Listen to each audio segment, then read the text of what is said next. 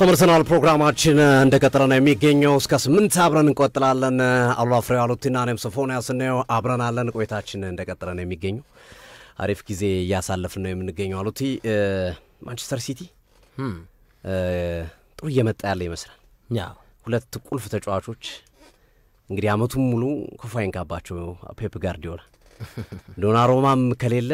ጎል ይገባበታል ቡድኑ ሃላንድም ከሌለ ጎል ማስቆጠር አይችልም ያውነት ነው እና እነዚህ ሁለት ተጫዋቾች ያመጡት ለውጥ ነው በተለይ ኤርሊንግ ብራውት ሃላንድ እንደገና እንደ አዲስ የታቻምነው ብቃቱ የመጣ ይመስላል ይሄ ተጫዋች 12 ተከታታይ ጨዋታዎች ላይ ጎል በማስቆጠር የክርስቲያኖ ሮናልዶ ክብረቱን ተጋርቷል በሁሉም ውድድሮች በብሔራዊ ቡድንም በሻምፒዮንስ ሊግም በፕሪሚየር ሊግ በ14 ጨዋታዎች 24 ጎል ደርሷል 24 ጎል የ100 ሚሊዮን ፓውንድ ተጫዋች አመቱ ሙሉ ላይ ያስቆጥረው ይችላል እንኳን በሁለት ወር በ14 ጨዋታ ነው ማይታመን ቁጥር ነው ያስመዘገበ ያለው ኤርሊንግ ብራውት ሃላንድ በዚሁ ከቀጠለ መቼ ነው የሚቆመው ነው በዚሁ ጎል ለማምር ይሄ ላይክ አዘኸው ማሽንን አዘኸው ኤቲኤም ብለው በቃ የምታወጣው እንደዛ እንደ ኤቲኤም ብለው በቃ አዘ የምታወጣው ነገር ነው ቁጥሩ የሚመስለው እንጂ ሰው አንድ ግለሰብ አንድ ተጫዋች አንድ እግር ኳስ ተጫዋች ያለው ቁጥር አይመስልም የቁጥሩ መጠን የማይታመነው 14 ጨዋታ 24 ይሄ በፕሮፌሽናል ባልሆኑ ሊጎች አሊያም ደግሞ በዚህ በታዳጊዎች በህፃናት በአማተር ሊግ ወይም ደግሞ የልጆች የ13 ዓመት የ12 ዓመት የ10 ዓመት ልጆች አሉ አይደል የዩዝ እንደዛ አይነት የምታየው እንጂ በዋና ሊግ ደረጃ በፕሪሚየር ሊግ በሻምፒዮንስ ሊግ በዓለም ዋንጫ ማጣሪያ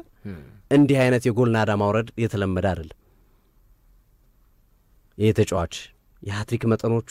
ገና ካሁኑ በጣም የትየለሌ ናቸው ቁጥሮቹ ያስቆጥራቸው ያለው ቁጥሮች ከሚገመተው በላይ ነው እና የተጫዋች ብዙ ቁጥሮች ሊያሻሽል እንደሚችል የሚጠቁሙ ነው ቁጥሮቹ ይሄ ላይክ እነ ክርስቲያኖ ሮናልዶ እነ ሊዮኔል ሜሲ ያዟቸው ቁጥሮች የሉም ጎል በማስቆጠር አሲስት በማድረግ ምናምን ይያሉ የሚቆጠሩ ቁጥሮች በዚሁ የሚቀጥል ከሆነና ለረጅም ዓመታት ሳይዛነፍ መጫወት የሚችል ከሆነ ኤርሊንግ ብራውት ሃላንድ በዛ ደረጃ መድረስ የሚችል ፖቴንሻል አለው ጎል ከማስቆጠር አንፃር ገና 4 አመት ነው ውሉ ራሱ 10 አመት ነው የፈረመው 10 አመት ነው የፈረመው ግን ውሉ ላይ አንድ ነገር ተቀምጧል ይባላል እኮ ከማድሪድና ከባርሳ አንዱ ክለብ እንዲሄድ ከሆነ አመት በኋላ እንደሚፈቅዱለት ቃል ገብተውለታል ውሉ ላይ ሲፈልግ ማለት ነው ኦኬ ግን ከመፈለጉ አንድ አመት ምናምን በፊት ማስጠንቀቂያ ይሰጣል አንድ አመት 2 አመት በፊት ግን እንደዚህ አይነት ውል እንዳለው ይነገራል ኤርሊንግ ብራውት ሃላንድ እና የዚህ ተጫዋች ቁጥሮች ለመናገር እና ለማየት እንኳን በጣም ያስፈራሉ የማይገመቱ አይነት ቁጥሮችን ነው ያያየን ያለነው ዘንድሮ በዚህ የሚቀጥል ከሆነ ለሊጉ ክለቦች ስጋት ነው ለአርሰናል ለነ ሊቨርፑል ዋንጫ ለሚፎካከሩ ክለቦች ሲቲ በጣም ትልቁ ስጋት ክለብ እንደሚሆን መናገር ይቻላል ካለ ጉዳት የሚቀጥሉ ከሆነ በተለይ ሁለቱ ተጫዋቾች ኤርሊንግ ሃላንድና ብራውት ሃላንድ በማን ነው ዶናሩማ የኤርሊንግ ብራውት ሃላንድ ጎል ማስቆጠር የዶናሩማ ጎሎች ማዳን መሐል ላይ ያሉት ተጫዋቾች ኮንፊደንስ ሰጠ ኒኮ ጎንዛሌዝ አመና በርግጥ ፔፕ ጋርዲዮላ ብዙ ጊዜ ተጫዋቾቻቸውን በአንድ አመት ማላመድ አይችሉበትም ይባላሉ ከፖርቹጋል ከስፔን የሚያመጣቸው ተጫዋቾች የሚያዘዋውራቸው ሁለተኛ አመት ላይ ነው የሚሳካላቸው ይሄንን የሚያነሱት እንግዲህ የነ ሮድሪን የነ በርናንዶ ሲልቫን ምናምን ኤግዛምፕል ያነሱ ምሳሌ ያነሱ ይጠቅሳሉ ብዙዎቹ እና ኒኮ ጎንዛሌዝ ግን ለኔ የተሻሻለና ኮንፊደንስ ያመጣው ከኋላ ዶናሩማ ጎል ያደንለታል ከፊት ሃላንድ ጎል ያስቆጥራል እንዴት ነው ማተሻሻለው እንደ አይነት ሁለት ምሰሶዎች ተሸከመው ቡድን ነው ሁለት ምሰሶዎች ብቻ ነው የተሸከሙት ይሄንን ቡድን ሮድሪ እንግዲህ ከጉዳቱ በደንብ ሲመለስ ጋርዲዮላ ተናግሯል በነገራችን ላይ በዘንድሮው ዓመት ሮድሪን አጣብቁ ከ2026 የዓለም ዋንጫ ጀምራችሁ ግን እና በ2026 ዓመት ከ2026 የዓለም ዋንጫ በኋላ በሚቀጥለው ዓመት ግን ሮድሪ ቶፕ ፐርፎርመር እንደሚሆን አትጠራጠሩ ጉዳት አንድ ዓመት ቆይቷል ይሄኛው አንድ ዓመት ጊዜ የማገገሚያ ጊዜ ነው እንጂ ሃይ ሌቭል የሚጫወትበት ጊዜ አይደለም ብለው አስተያየታቸውን ሰጥተዋል ጋርዲዮላ ስለዚህ ሲቲ በማይታመን ሁኔታ ወደ ፉክክር እየመጣ ነው ወደ ሁሉም ሻምፒዮንስ ሊግም ፕሪሚየር ሊግ ላይ ከአርሰናል ጋር ያለው ነጥብ ልዩነት 3 ነው ማንቸስተር ሲቲ ከአርሰናል ቀጥሎ ያለው እሱ ነው ዶናሩማ ከመጣ ወዲህ አንድ ጨዋታ አልተሸነፈም ማንቸስተር ሲቲ ለውጡን ተመልከቱ ዶናሩማ ከመምጣቱ በፊት እኮ ከአራት ጨዋታ 2 ተሸንፏል። ብራይተንና ቶትናም አሸንፈውታል። ብራይተን ቶተናም አሸንፈውታል። ወልቭስንና በርንሌይ መሰለኝ አሸንፈው ከዛ በፊት በቃ ሌላ አላሸነፈም። እሱ ከመጣ በኋላ ግን ዶናሩማ ትልልቅ ጨዋታዎችን አድርገዋል። ናፖሊን ገጥመዋል፣ አርሰናልን ገጥመዋል፣ በርካታ ክለቦችን አግኝተዋል። ኢቭን ትናንት የገጠሙት ቪያሪያል እኮ ቀላል አይደለም። በቅድመ ዝግጅት ጨዋታ አርሰናልን አሸንፈውታል እኮ ኒኮላስ ፔፔ ቡድን። በስፔን ላሊጋ በጣም ተፎካካሪ ቡድን ነው ቪያሪያል። ማርሴሊኖ አንድ አስተያየት ነው የሰጡት ከጨዋታው በኋላ ማንቸስተር ሲቲ ያምናው ቡድን አይደለም፣ አምና የተመለከትነው ቡድን አይደለም እንዳትሸወዱ ብለዋል። ማንቸስተር ሲቲ በጣም የተለየ ቡድን ነው መጥቷል ዘንድሮ የሚል አስተያየታቸውን ከ2-0 ሽንፈት በኋላ አንስተዋል። ኤርሊንግ ብራውት ሃላንድና በርናንዶ ሲልቫ ናቸው ጎሎችን ያስቆጠሩት በዛ ጨዋታ ላይ። በትናንትናው ጨዋታ ላይ ፓርቲ አሁንም ለአርሰናል መስራቱን ቀጥሏል። አምና ሮድሪን ከጥቅም ውጭ ያደረገው እሱ ነው። ከፓርቲ ጋር በነበራቸው ግጭት ነው የወደቀው። ዘንድሮ ደግሞ ኒኮ ጎንዛሌስ ተጎድቷል ትናንት። ምናልባት ቶርን እንዳይኖረው ጉልበቱ የሴል ጉዳት እንዳይኖረው እየተፈራ ነው ያለው። እስካን እየተደረገ ነው ያለው ኒኮ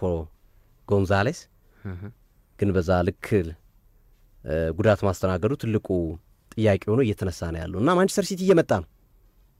ማንቸስተር ሲቲ ወደ ጥሩ ብቃቱ እየመጣ ነው። በቃ እነዚህ ሁለት ተጫዋቾች እክል ካልገጠመበት በስተቀር ዶናሩማም ያው ግብ ጠባቂ ላይ ብዙ ጊዜ ጉዳት አይጠበቅም። አመቱ ሙሉ ሊጫወትልህ ይችላል ግብ ጠባቂ ብዙ ጊዜ አልፎ አልፎ ካልሆነ በስተቀር።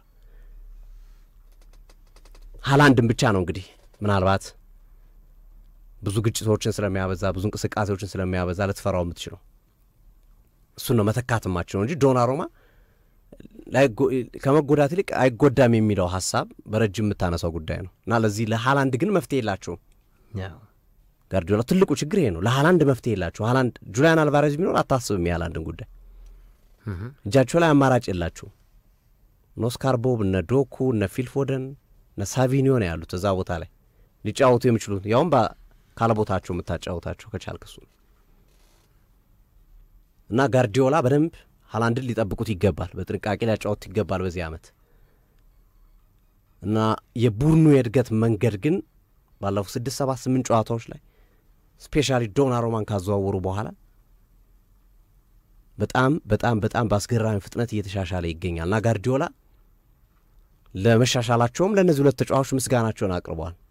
ለዶናሩማና ለኤርሊንግ ብራውት ሃላንድ። በቀጣይ ወሳኝ ጨዋታዎች ይኖራቸዋል። አስቶን ቪላን፣ ሊቨርፑልን የሚገጥሙበት ተከታታይ ጨዋታዎች አሏቸው። እነዚህ ጨዋታዎች ወሳኝ ናቸው።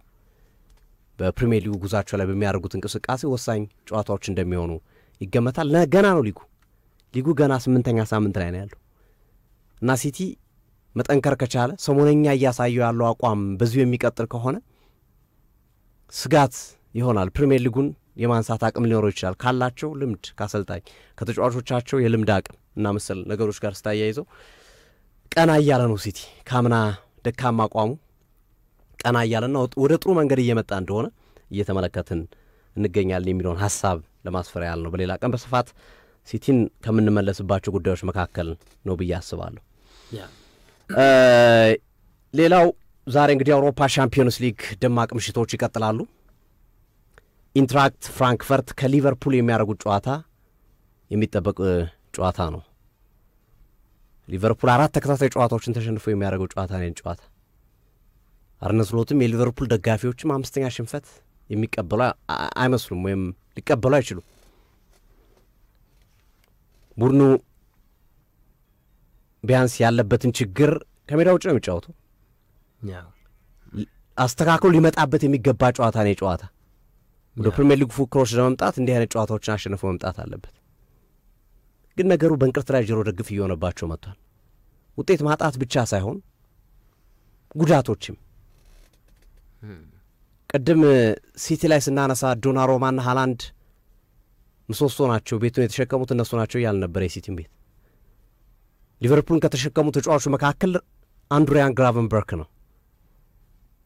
ሌላኛው ቫንዳይክ ነው፣ ሞሳላ ነው። ሞሳላ የለም ዘንድሮ። ግራቨንበርክ ተጎድቷል። በዛሬው ጨዋታ አይደርስም። በብዛት መረጃዎች እሱ ነው የሚያሳዩት። በዛሬው ጨዋታ ብቻ ሳይሆን የሚቀጥሉት የተወሰኑ ሳምንታትም ሊያጡት ይችላሉ። አንክል የቁርጭምጭሚት ጉዳት ነው። አምና አምን አይደል ማርቲን ኦዴጋርድ አጋጥሞት የነበረው ጉዳት ማለት ነው የቁርጭምጭሚት ጉዳት ተመሳሳይ ነው ምን ያህል ጊዜ ያርቋል የሚለው ጉዳይ የሚጠበቅ ቢሆንም ግን ሌላ ችግር ነው እየመጣባቸው ያለው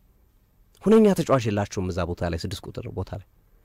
ዋተሩ ኢንዶን በፍጹም በሳቸው ታክቲክ የሚያንተስ ተጫዋች አለ ከርቲስ ጆንስ አይሆንም ሞክረውታል ማካሊስተር ዞቦዛ ላይ አታስበው እና ሌላ ፈተና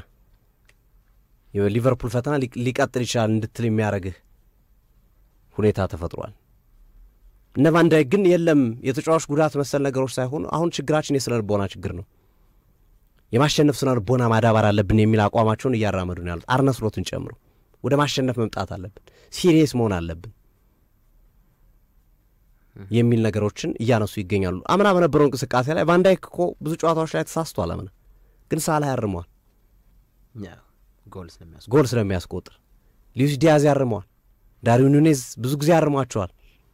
ብሬንፎርድ ላይ ኖቲንግሃም ፎረስት ላይ አምና የወሰዷቸው 3 ነጥቦች የዳርዊን ኑኔዝ ናቸው 6 ነጥቦች ዋንጫውን ካሳኩበት አመት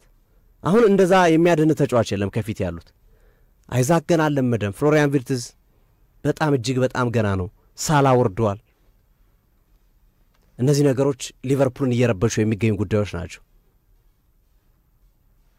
እና አሰልጣኝ አርነ ስሎት መፍትሄው ከእጃቸው የወጣ ይመስላል ይሄ እጃቸው ውስጥ ያለ ታስታውሱ እንደሆነ ባለፈው አርሰናል በሊቨርፑል ሲሸነፍ አሉቲም ያነሳው ሐሳብ ነበር መፍትሄው እጃቸው ላይ ያለ ነው የተሸነፉት ማሸነፍ የሚችሉን ጨዋታ ነው በቀደም ስታነሳ ነበር ከሲቲ ጋር ነጥብ ሲጋሩ እንደዚሁ መፍትሄው እጃቸው ላይ ነበር ሜሪኖ ራይስ እና ዙሜንዲ ከማጫወት ኢዜነዛ ቦታ ላይ ያጫውቱ ጥሩ ነበር የሚሉ እና ውሃ የሚያነሱ ሐሳቦች ሲነሱ ነበር አሁን ለአሰልጣኝ አርነ ስሎት እንዲህ ብለህ ብትመክራቸው ወይም እንዲህ ባረግ ብለው የሚያስቡት እጃቸው ላይ ያለ መፍትሄ የለም እጃቸው ላይ መፍትሄው የለም ከቁጥጥራቸው ወጥቷል የአርነ ስሎት መፍትሄ ከቁጥጥራቸው ወጥቷል እና እሱ እንዲህ አይነት ሲሆን በጣም ሊበልጥ አስቸጋሪ ያደርግባል እግር ኳስን በቁጥጥር ሲያለ ሽንፈት ያጋጥማል እግር ኳስ ውስጥ አቻ መውጣት ያጋጥማል ያለ ነው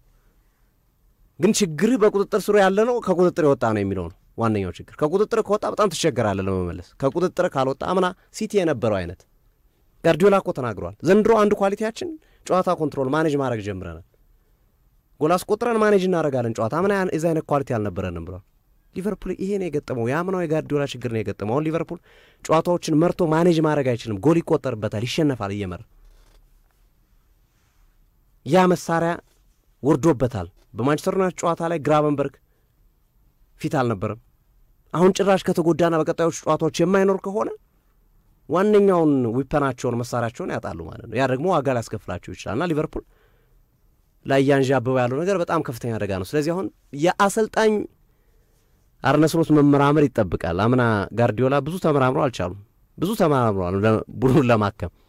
እንደውም የላቸውም ነበር በሌላቸው ሟላ ነው አይደል ህክምና ብዙ ሊቨርፑል ማውን የለውም እኮ አረ ሶፊ ያለው እንጂ ምን ያህል በምን መፍትሄ ታመጣለህ እስኪ ንገረኝ በማን ቢያንስ እኮ አሁን ሲቲ ቤት ላይ ኤክስፐርት ያደረጉ ተቋዋቾች ነበሩ የጨረሱ አሁን ዴብሮን ወጥተዋል ሌሎች አመቃለ አይደል እነ በርናንዶ ራሱ ያለባቸው ነገር ስትመለከት በቃ ብዙ ስኬት ስላመጡ በቃ አሁን ይሄ ሪፎርሜሽን ላይ ያለ ቲም ነው ብለ ትገልጻለህ ግን ሊቨርፑል ላይ እኮ ቢያንስ የእንግሊዝ ሁለት ትልቅ ፈራሚ እጃቸው ላይ እኮ ፊት አይደሉማ ቀደም ምን አልከኝ ጥሩ ሐሳብ እኮ ነው እነ ዲብሩና አርጅተዋል እድሜያቸው ሄደ አዎ ፊት አይደሉም ነው አይደል በቃ ለጨዋታ ይመጥኑ ነበር ነው ዘሴም ነው አሁንም ቪርትዝና አይዛክ መምጣታቸው አይደለም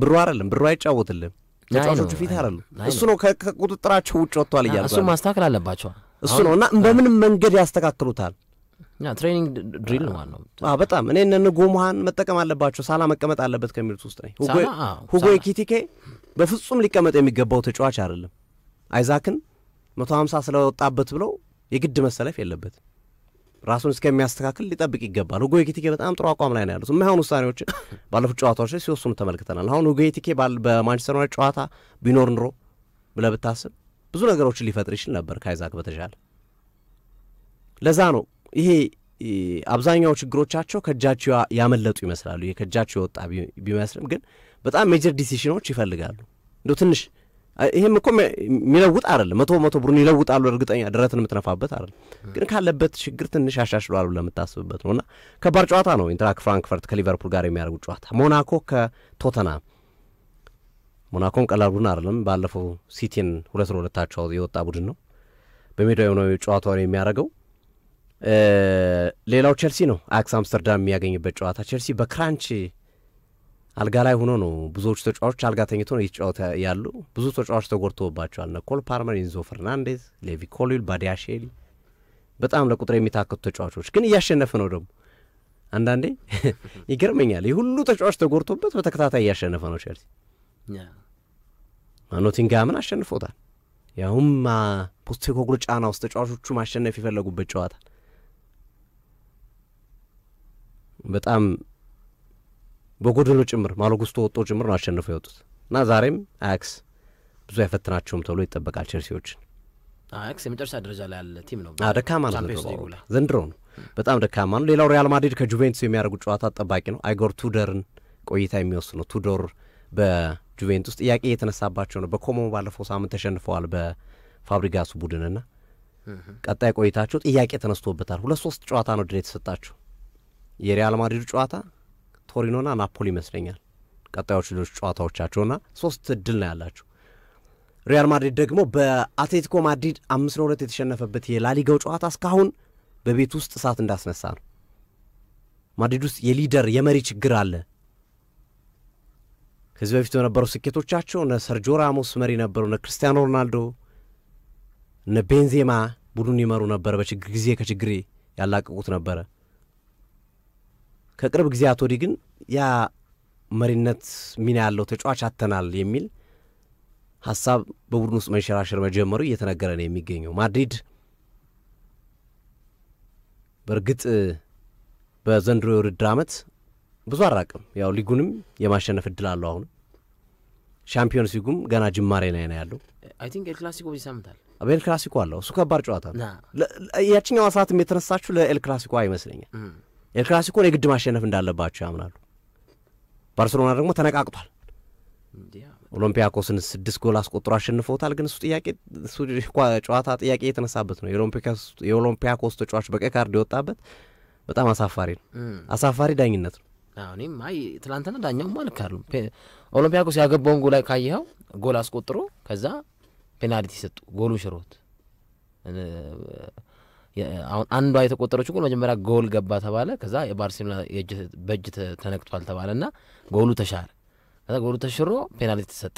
ከዛ ነው የገባውና ቀይ ካርዱም ይሄ ኢንሲደንትም ትላንት የባርሴሎናና የኦሎምፒያኮስ ጨዋታ ላይ ሌላው ጥያቄ የፈጠረ ጉዳይ ነው ብዬ አስባለሁ ሪያል ማድሪድ ሊጉን እየመራ ነው በርግጥ በ24 ነጥብ ግን ኤል ክላሲኮ ማሸነፍ አለበት አምና ባክቱባክ ነው የተሸነፈው ይህንን ጨዋታ ካሸነፈ ልዩነቱን ወደ 5 ከፍ ያደርጋል አስተማማኝ ያደርጋል ከተሸነፈ ደግሞ ባርሴሎና መሪነቱን ይወስድበታል ጨዋታው ሳንቲያጎ በርናቦ ላይ በጣም ወሳኝ ጨዋታ ነው ለጃቪ አሎንሶ ቆይታ ለቡድኑምና ከዛ አንፃር ይሄኛውም ከጁቬንቱስ ጋር የሚያደርጉት ጨዋታም ከስነ ልቦና አንፃር ትልቅ ጠቀሜታ ያለው ወፍራም ጨዋታ ነው ሪያል ማድሪድ ከጁቬንቱስ ጋር የሚያከናውን ጨዋታ ባየር ሙኒክ ክለብ ብሩጅን ይገጥማል ሌሎቹ በንጽጽር አነስ ያሉ ጨዋታዎች ምሽት ላይ ይከናወናሉ እንግዲህ አድማጮቻችን ምረጡ ብለናል ሊቨርፑል ቸልሲ ወይስ ሪያል ማድሪድ አሁን መምረጥ ይችላሉ የተወሰነ ነገር እሺ ኢንትራክ ፍራንክፈርት ከሊቨርፑል ላይ ሶፊ የተወሰነ ሐሳብ ለማድረስ ያክል ሁለቱም ክለቦች የሚመሳሰሉባቸው ነጥቦች አሉ የጀርመኑ ክለብ ኢንትራክ ፍራንክፈርት እና ሊቨርፑል ለምሳሌ በአውሮፓ ቻምፒዮንስ ሊግ ያው በአዲሱ ፎርማት 8 ጨዋታ ነው የምታደርገውና በዚህ ሰዓት ሁለቱ ክለቦች 16ኛ እና 17ኛ ደረጃ ላይ ተቀምጠዋል ሁለቱም አንድ ጨዋታ አሸንፈዋል አንድ ጨዋታ ተሸንፈዋል ሁለቱም ምንም ጎል የላቸውም ኒውትራል ጎል ነው ያላቸው ይገባባቸዋል ያስቆጥራሉ የሚመሳሰሉበት ፓርት ይሄ ነው ኢንትራክ ፍራንክፈርትም በቻምፒዮንስ ሊግ 6 ጎል አስቆጥሯል ተቆጥሮበታል 0 ጎል ላይ ተቀምጧል ሊቨርፑልም እንዲሁ 3 ጎል አስቆጥሯል 3 ጎል ተቆጥሮበታል ኒውትራል ነው እና ኢንትራክ ፍራንክፈርት በቡንደስሊጋውም ተመሳሳይ የሆነ የጎል ማርጂን ነው የሚቆጠርበት 18 ጎል ነው የተቆጠረበት በቡንደስሊጋው ኢንትራክ ፍራንክፈርት እና ያስቆጠረውም የግብ ብዛት በቡንደስሊጋውም እንዲሁ ከቻምፒየንስ ሊጉ ጋር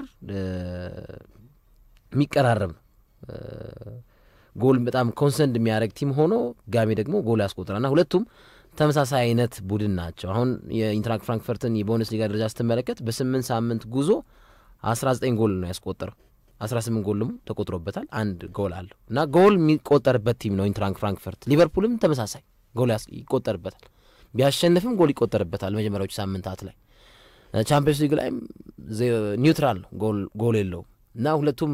አንድ የሚያደርጋቸው ነገር ጎል ኮንሰንድ የሚያደርጉ ቲሞች ናቸው ዛሬ ምሽት የሚገናኙት። ሞሮፍ ግን ለሊቨርፑል የአሸናፊነት ግምት አለኝ በዚህ ጨዋታ ላይ። ሁጎ ኤኪቲኬ ቀድሞ ክለቡን የሚገጥምበት መርሃ ግብር ይሆናል። ደካማ ጎናቸውን የትኛው ቀዳዳቸው ጥሩ ነው ሊቨርፑል እንዲያሸንፍ የሚለውን ነገር ለአርኔ ስሎት በደንብ ሀሳቡን ያካፍላል ብዬ አስባለሁ። ያሸንፋል ብዬ አስባለሁ። ቀያዮቹ በጣም አሪፍ ምሽት ላይ ጨዋታዎችን እናስተላልፍላችኋለን። ከመሸጋገሪያ በኋላ ወደ አጫጭር ስፖርታዊ መረጃዎች እናምራለን።